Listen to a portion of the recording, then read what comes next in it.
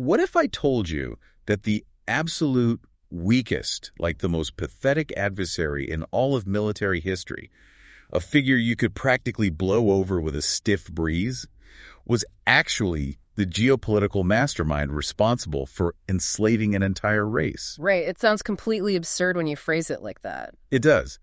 But I mean, what if the most pathetic monster hiding in a dusty crypt was the sole reason a dying empire managed to keep its stranglehold on the world for thousands of extra years? It really does completely upend how we look at the historical record. Because, we always tend to focus on the conquerors. The big guy. Exactly. The generals, the gods swinging literal lightning bolts around.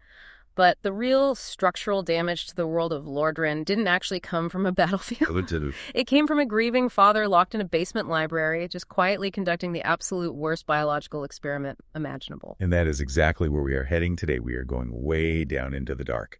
So welcome to this Dark Souls Special Edition Deep Dive, brought to you by Haunted Podcast with hosts Gary and Emily. It is a great show. It is fantastic. If you love exploring the eerie, the unexplained, and, just the macabre corners of history and folklore, you absolutely have to check out the Haunted Podcast. Yeah, Gary and Emily do just incredible work. They really do. They treat urban legends and haunted histories with this perfect blend of skepticism and really immersive storytelling. So please, go give them a listen, drop a like, and subscribe to their show. You will not regret adding them to your rotation. It's basically the perfect companion piece for anyone joining us on today's historical descent. Absolutely.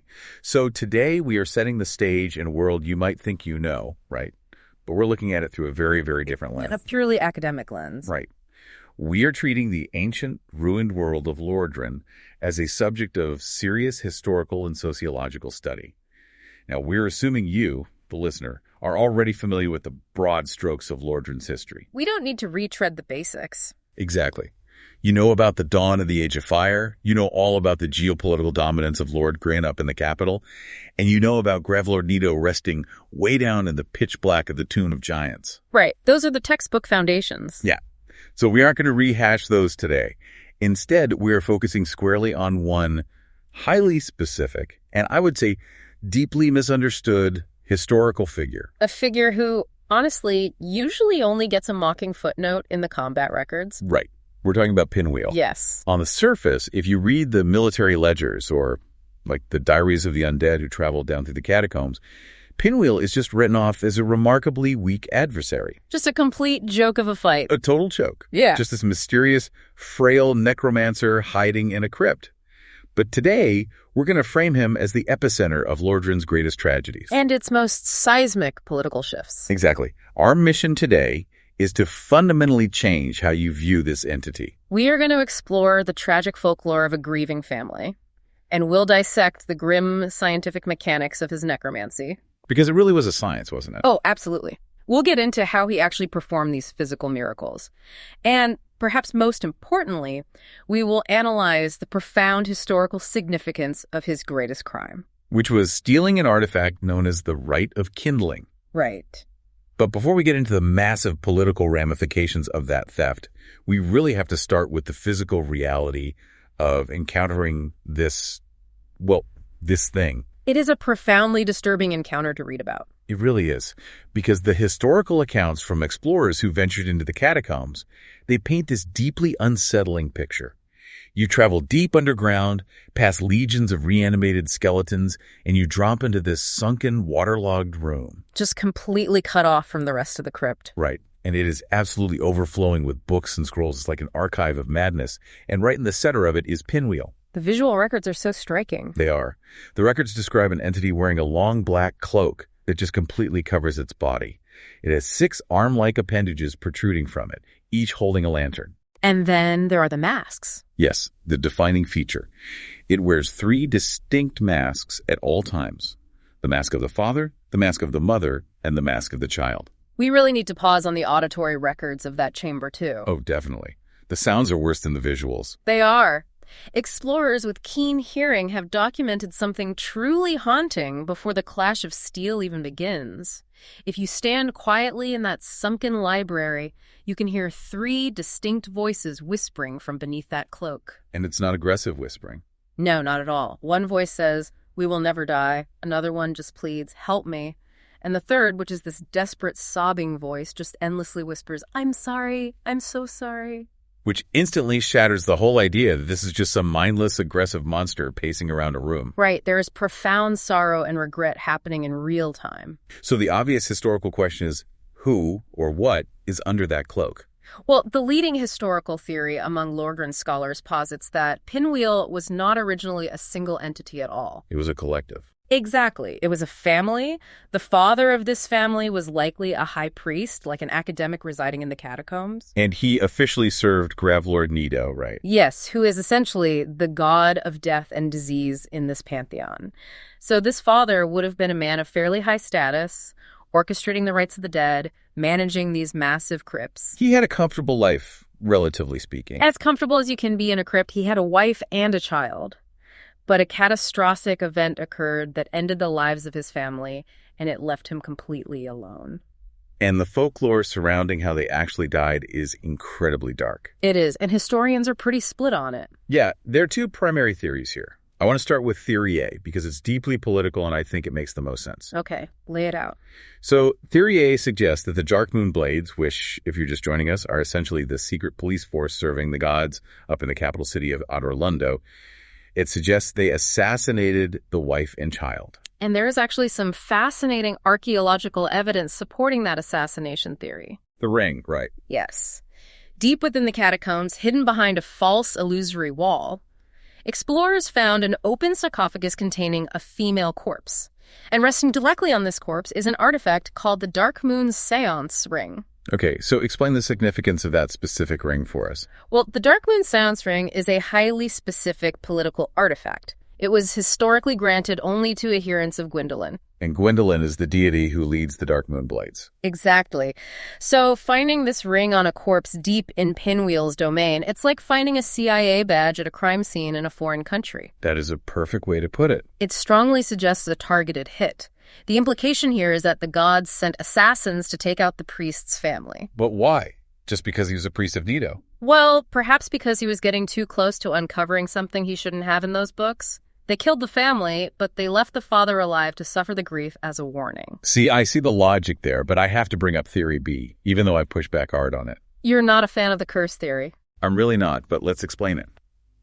The alternative theory suggests that his own master, Gravelord Nito, cursed the mother while she was pregnant. Right. The idea is that Nito wanted to punish the father for some transgression, so he infected the unborn child.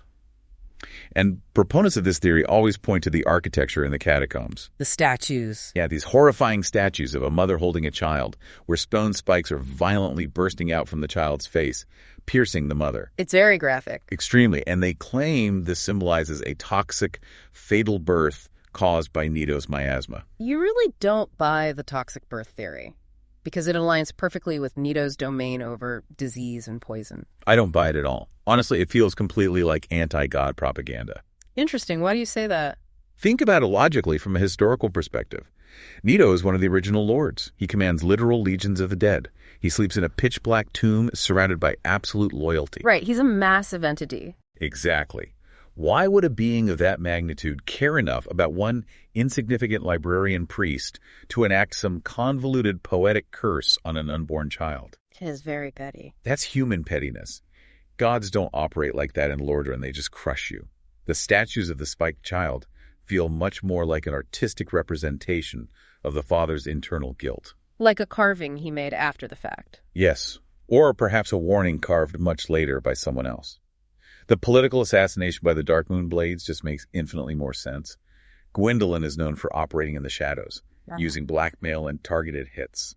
That's a fair challenge. The political angle does fit Gwendolyn's MO perfectly. But whether it was a political assassination by the gods or a divine curse by Nito, the historical outcome remains identical. Right, the bodies are still dead. Yes. The mother and child were violently taken, and the father was left completely alone in a crypt surrounded by the dead. And this is exactly where his mind breaks. This is the pivot point. Because it's so easy to look at those statues, to hear those whispered apologies in the audio logs, and paint the father purely as a sympathetic victim. It's the natural human response. It is. But the path he takes afterward, it's No. horrifying.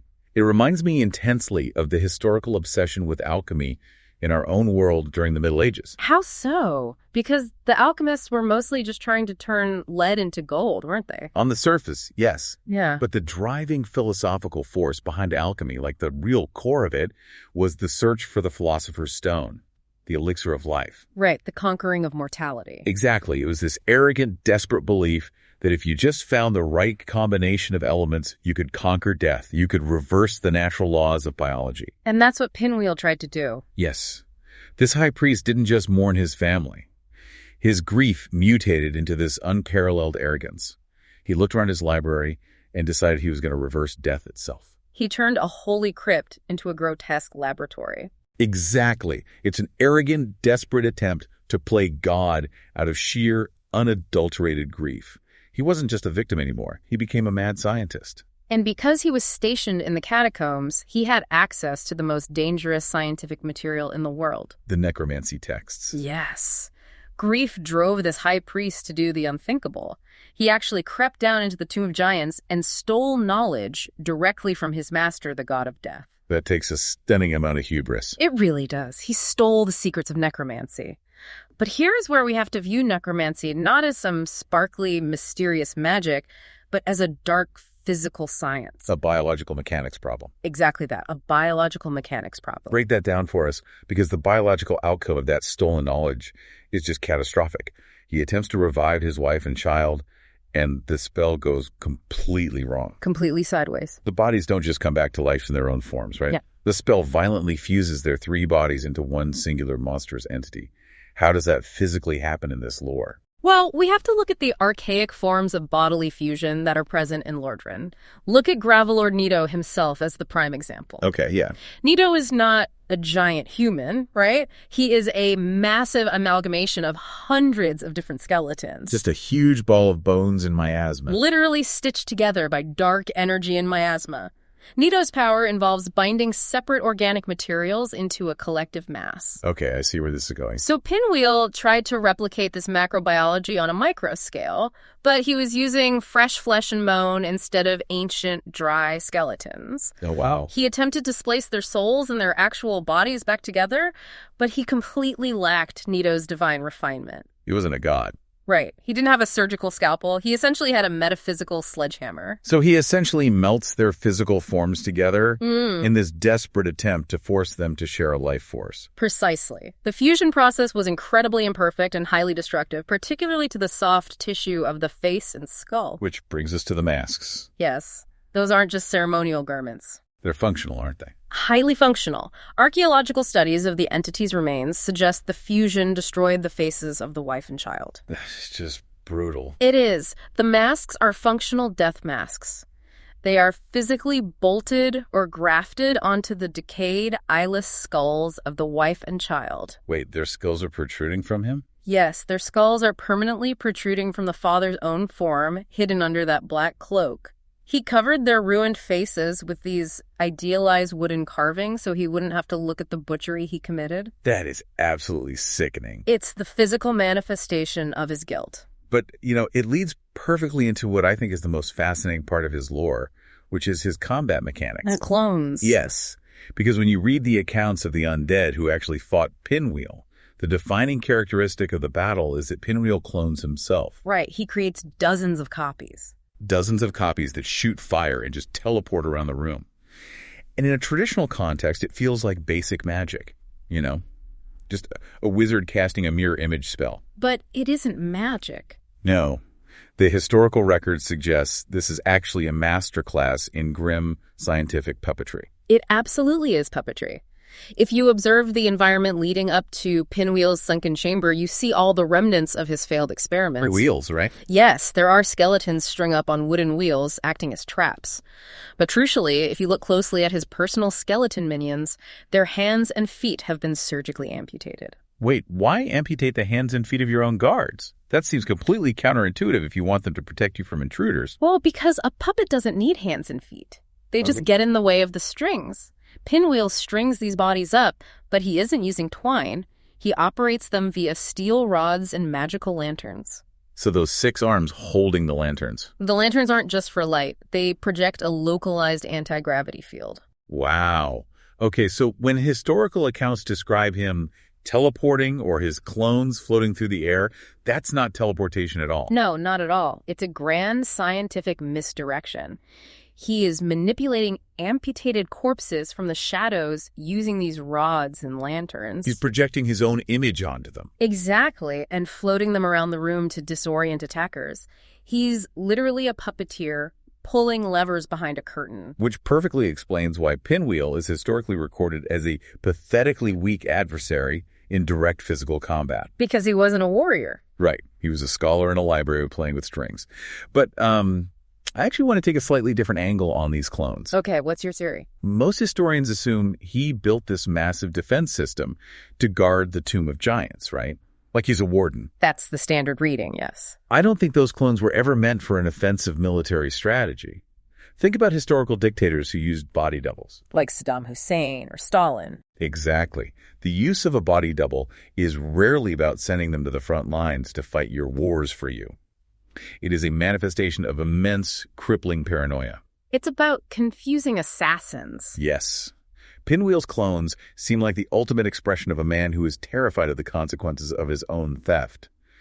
He knows Nito is sleeping just below him. He knows the Dark Moon Blades might return to finish the job. Right. He creates all these copies out of pure defensive paranoia. He just wants to be left alone in his library to try and fix his family. That's a really brilliant psychological reading. Because he fractioned his own soul to operate all these puppets. It had to take a toll. A massive toll. He split his life force into dozens of copies just to maintain this illusion of strength. So by the time an explorer actually corners the primary body, the true father, he is incredibly frail. He's running on fumes. He's exhausted. He's spread himself entirely too thin across his own paranoid creations. And this isolation, this extreme paranoia, it forces him to carry the literal and metaphorical weight of his actions. Which brings us back to the most iconic artifacts he leaves behind. The three masks? Yes. The mask of the father, the mask of the mother, and the mask of the child. Now, in the history of Lordren, artifacts always carry tangible, physical properties. They aren't just symbolic art pieces. Right, they have measurable effects on the person wearing them. Exactly. Let's look at those properties. Historically, if an explorer wears the mask of the father, it increases their equipment load, right? Yes, their physical ability to carry immense weight without fatigue. Okay, and the mask of the mother increases maximum life, or HP.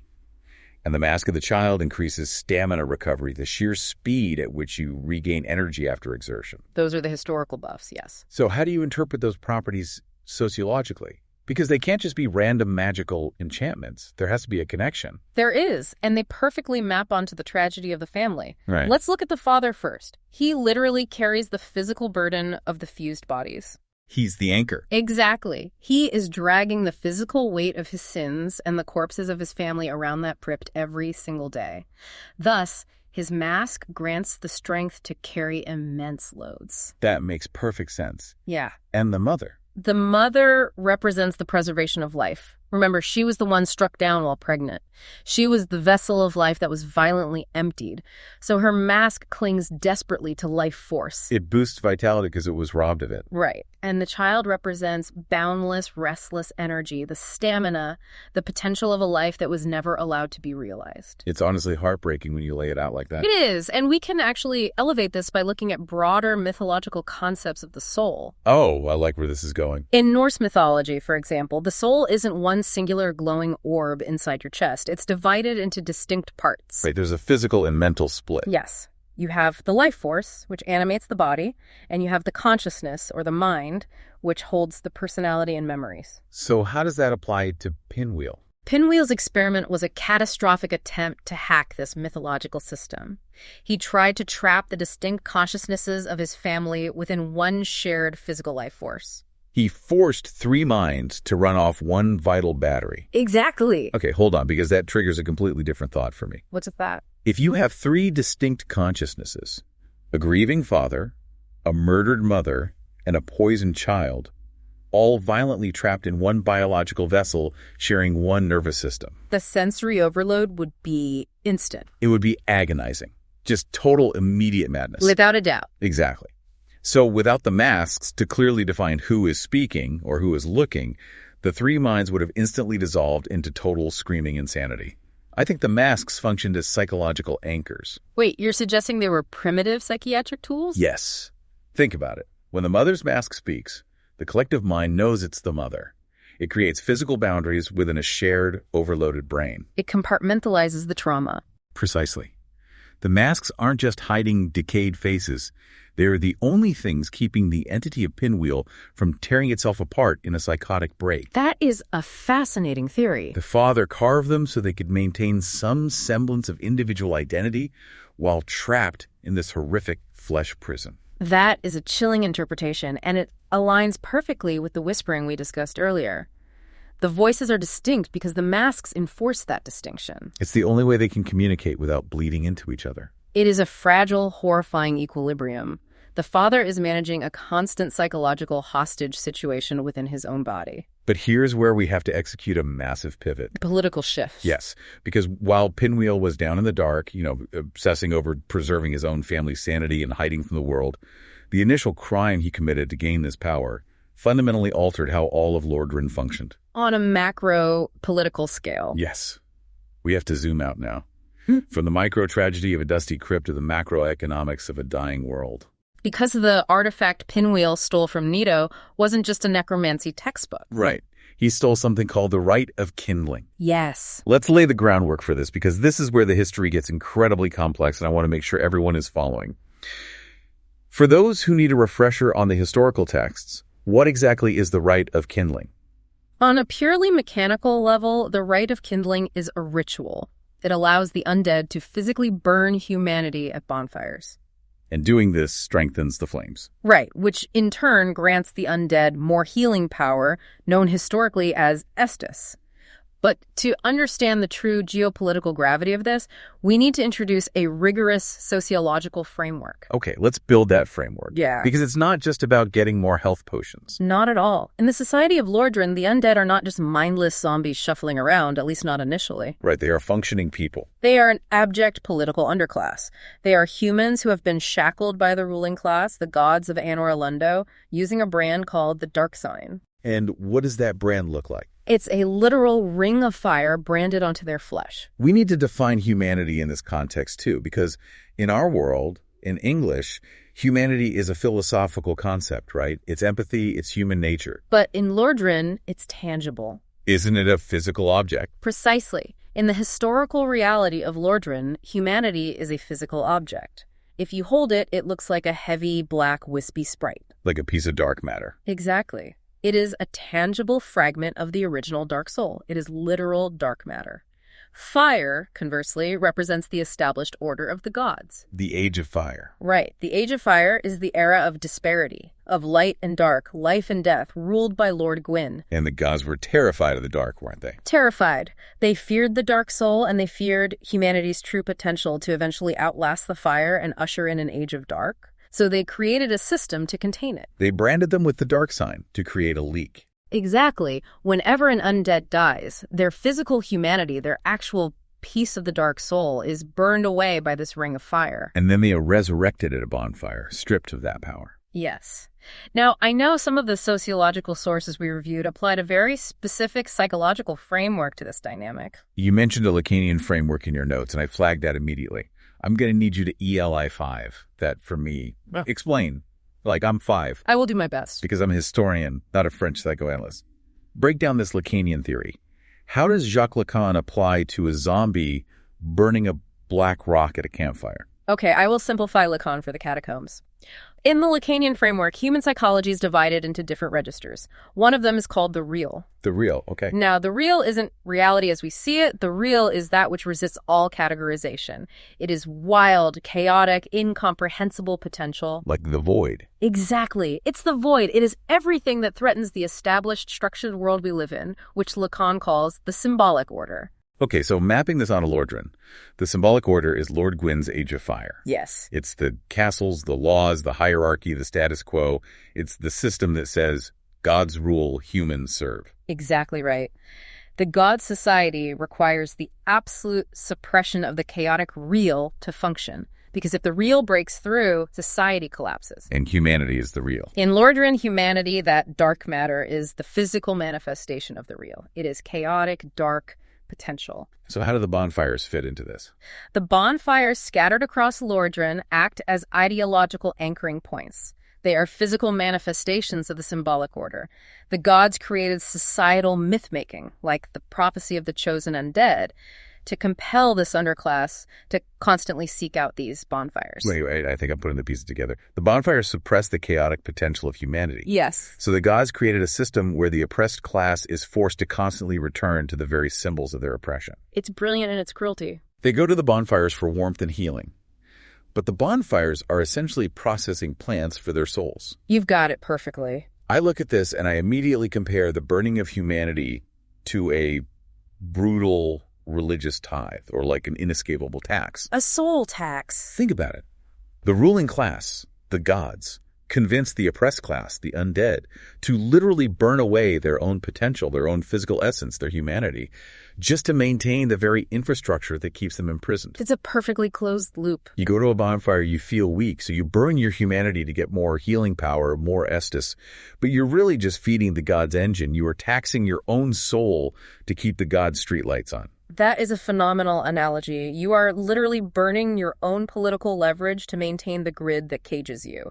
And that entire infrastructure, the ability to continuously feed the bonfires to that degree, is entirely dependent on the rite of kindling.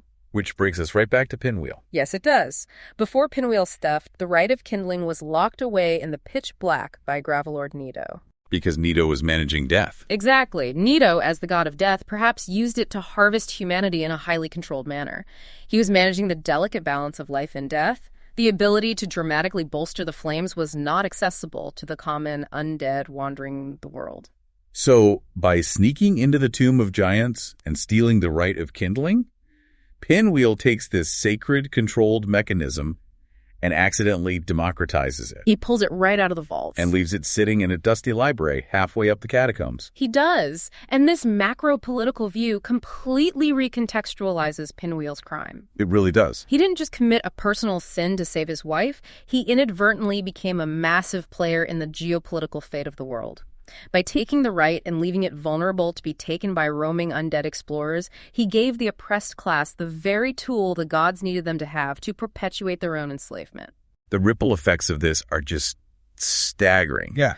Especially when you compare Pinwheel to other historical figures of the era who tried to mess with the flames. I actually want to spend some time looking at the Witches of Izalith. Oh, that is the perfect historical foil for this. Because the Witches of Izalith were powerful sorcerers who realized the Age of Fire was fading, right? But instead of stealing an existing rite, they tried to create a duplicate of the first flame itself. And the results were catastrophic in a completely different way. Right. When the witches tried to copy the flame, they failed. And they created the bed of chaos. They reveled in the excess of this chaotic power. It mutated them and their followers into horrific demons. Their actions were loud. Very loud. They created an explosive, aggressive threat to Gwyn's order, which resulted in a massive apocalyptic war between the Silver Knights of Anor Londo and the demons of Izalith. The architecture of Lost Izalith is completely ruined, melted by chaotic fire. It was a global conflict. But Pinwheel's approach is the exact opposite of the Witches of Izalith. He didn't want a war. He didn't want to challenge Lord Gwyn. He was completely isolated. He wanted the rite of kindling for an incredibly narrow, pathetic, personal reason to conquer the death of two specific people. He hid in the dark. The claustrophobia of his library is a stark contrast to the lava-flooded ruins of Izalith. Yet the agonizing irony of his legacy is that his quiet, pathetic tragedy fueled a global engine of oppression far more effectively than the Witches' War ever could. Because the rite was now accessible. Exactly. Because the rite of kindling was now out in the world, the dominant religious institution of the gods, the Way of White, could completely exploit it. How did the Way of White utilize it? Well, they incorporated the concept of kindling into their core doctrine. The Way of White actively encouraged the undead to journey to Lordran, promising them salvation and a cure for the dark sign. But historically, we know that was a lie. A massive lie. They were secretly just funneling them into Lordran to throw themselves and their hard-earned humanity onto the bonfires. It's the ultimate historical butterfly effect. It really is. It is akin to, like, a grieving inventor creating a highly advanced medical device specifically to save a terminally ill loved one. Okay, yeah. But the blueprint gets stolen, and a totalitarian empire uses the exact same technology to power a relentless, world-conquering war machine. Pinwheel wanted to save 3 lives, and in doing so, he provided the exact fuel required to prolong the suffering of millions. Because Pinwheel made the rite accessible, the undead could now infinitely kindle bonfires across the entire continent. They burned massive, unimaginable amounts of humanity over centuries. And this prolonged the unnatural age of fire far beyond its intended lifespan. It actively prevented the natural progression of the world into the Age of Dark, which would have been humanity's true era. It ensured that the hollowed masses would continue to suffer. Endlessly resurrected, continuously drained of their essence, all to keep a dying, tyrannical regime on life support. It's just incredibly bleak when you trace the causal line. You start by feeling terror at this 6-armed monster in a dark room. Right, the initial shock. Then, when you realize it's a family, you feel deep, profound pity for the grieving father. And finally, when you realize what the stolen right was used for, you just feel awe at the sheer scale of the historical disaster he caused completely by accident. He is the unrecognized linchpin of the entire era's political economy, and he did it entirely by mistake while looking for a cure for his own broken heart. Wow, this has been an incredibly heavy journey today. We've covered a massive amount of ground in the dark. We really have. We started way down in the claustrophobic depths of the catacombs, unpacking the haunting folklore of a father whispering apologies to his dead family behind featureless wooden masks. We pushed back on theories of divine curses and looked at the grim reality of political assassinations. We uncovered the horrifying scientific reality of his puppetry, his amputated skeleton clones, and his desperate alchemical attempts to splice souls together. And finally, we zoomed all the way out. We exposed how his stolen rite of kindling wasn't just a magic spell. It became the ultimate political tool, the tax mechanism of an oppressive, dying regime desperately clinging to the Age of Fire. It is the ultimate testament to why historical study requires us to look past the surface-level combat records. The entity recorded as the weakest adversary in the archives turned out to be the most historically significant architect of the world's prolonged suffering. Absolutely. Before we wrap up, I want to remind you, our listener, that if you enjoy peeling back the layers of dark history, folklore, and unintended consequences like we did today, you absolutely must check out the Haunted Podcast with Gary and Emily. Give them a listen, drop a like, and subscribe. They dive into the shadows just like this, treating the macabre with incredible detail, and they are fantastic at it. We really appreciate you joining us on this intricate historical exploration of Lord Dryda. But we cannot leave you without one final, deeply unsettling thought to ponder. Oh, lay it on us. We have spent this entire hour establishing how the gods absolutely required the undead to constantly burn their humanity to keep the Age of Fire alive. The system demanded that the rite of kindling be in the hands of the undead masses. Right. It was existentially essential for the survival of the gods. If the undead couldn't kindle the bonfires, the fire fades and the gods lose their power. So consider this historical question. Given how perfectly Pinwheel's theft served the ruling class, is it possible that Gwendolyn, the master manipulator of Anor Londo, the leader of the Dark Moon Blades, intentionally allowed Pinwheel to steal the rite of kindling? Oh, wow. Wait, you're saying it wasn't an accident? What if Pinwheel was never a mastermind thief? What if his entire tragedy, the targeted assassination of his wife, the murder of his child, his agonizing descent into madness, his horrifying transformation into a fused monster, what if all of it was secretly orchestrated by the gods from the very beginning? A setup. A grand, exceptionally cruel setup designed solely so the rite of kindling would quietly slip out of Nito's impregnable vault. The gods needed the rite, but they couldn't wage open war on Nito to get it.